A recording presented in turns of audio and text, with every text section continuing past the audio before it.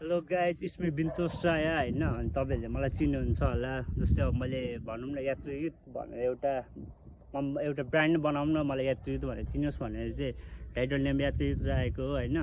आजको चाहिँ कस्तो हो भन्दाखेरि चाहिँ अब के कुरा गर्न आँटेको भन्दा लाइफ भनेको अब जीवन भनेको के हो क्या। अब जीवन भनेको अब अरूले सोचेको छ अब काम गर्ने, पैसा कमाउने, खाने, सुत्ने, बिहे गर्ने टाइपको कतिको थिङ्किङ आफ्नो अब सोचाइ हुन्छ। भर्सक अब लाइफ एकचोटि पायो भने त एकचोटि आएको हो नि त। जीवन भन्ने के हो, के गर्नुपर्छ भन्ने टाइपको थिङ्किङ हो। तर सपोर्टहरू पनि केही छैन। त्यही अब जे सकिन्छ जस्तो सकिन्छ त्यस्तै हाल्ने हो।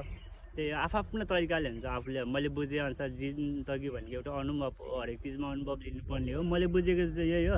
तपाईँहरूले चाहिँ कसरी बुझ्नुभयो जिन्दगी भन्ने के हो यसो भनिराख्नु नि। तपाईँको भ्यू देखेर नि कमेन्टहरू गर्दै राख्नु। अनि जस आफ्नो थिङ्किङहरू सेयर गर्दाखेरि राम्रो हुन्छ क्या। अहिले चाहिँ हामी त्यही खाने पोखरीमा आयो क्या, फिसिङ गर्न पाइन्छ है।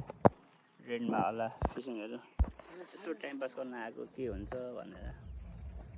यहाँ चाहिँ मेलाहरू पनि लाग्छ कि उधौली उभौलीमा पाइन्छ होइन। त्यही हो। अनि आफ्नो थिङ्किङले हो, थिङ्किङ आफ्नो सोचले हुन्छ। आफ्नो जिन्दगी भन्ने के हो, खायो डुलो हिँड्नु, त्यही हो। लाइफ एकचोटि पायो क्या, यो समय फेरि आउँदैन क्या फर्केर। जे छ यो समयलाई आफूले बनाउनु पर्छ भोलिको दिनमा। त्यही अहिलेको लागि चाहिँ यति नै गाइज ल।